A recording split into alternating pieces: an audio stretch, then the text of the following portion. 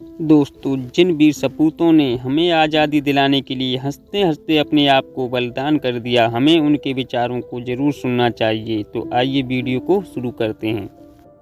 लिख रहा हूँ मैं अंजाम जिसका कल आगाज आएगा, मेरे लहू का हर एक कतरा इंकलाब लाएगा।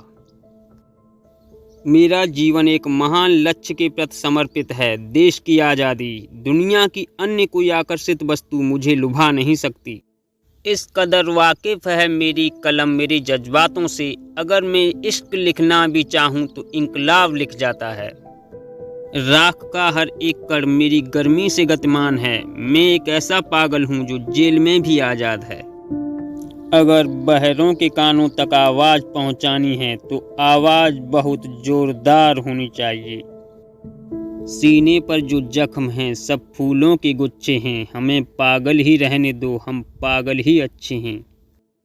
मैं एक इंसान हूँ और जो कुछ भी इंसानियत को प्रभावित करता है मुझे उससे मतलब है।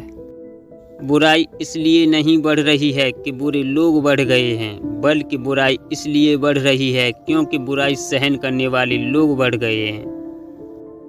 आमतौर पर लोग जैसी चीज़ें हैं उसके आदी हो जाते हैं और बदलाव के विचार से ही कांपने लगते हैं। हमें इसी निष्क्रियता की भावना को क्रांतिकारी भावना से बदलने की ज़रूरत है।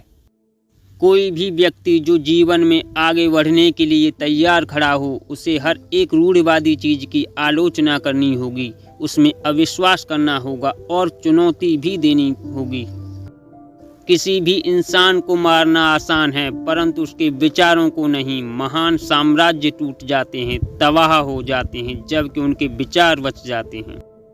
जिंदा रहने की ख्वाहिश कुदरती तौर पर मुझ में भी होनी चाहिए। मैं इसे छिपाना नहीं चाहता, लेकिन मेरा जिंदा रहना एक शर्त पर है। मैं कैद होकर या पाबंद होकर जिंदा रहना नहीं चाहता।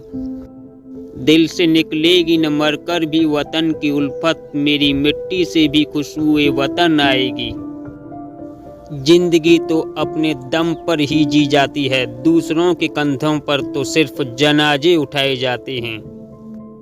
सीने में जुनून और आंखों में देशभक्ति की चमक रखता हूँ, दुश्मन की सांसें थम जाएं, आवाज में इतनी धमक रखता हूँ।